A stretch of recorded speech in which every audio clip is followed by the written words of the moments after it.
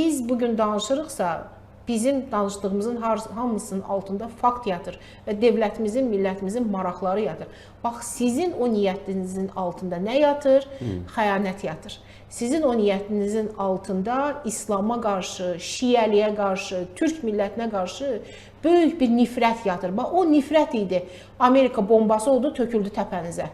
Bax, o nifrət idi ki, bugün İranı elə bir vəziyyətə qoyub ki, indi burada şəşələnirsiniz, ağanızı axtarırsınız, tapmırsınız, bilmirsiniz hansı deşikdədir, bilmirsiniz hardadır, bilmirsiniz nə baş verdi. Sistanidən dəstək istədi, gəlmədi. Vətəndaşından dəstək istəyir, gəlmir.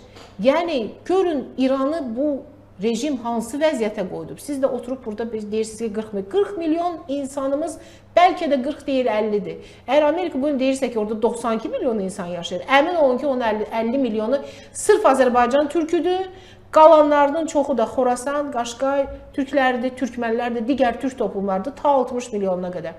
Və o insanlar gün gələndə, zaman gələndə, çağ gələndə, bizim millətimizlə bağlı qərar verilməsi gələndə, onda görərsiniz ki, kimdədir mütəşəkkillik.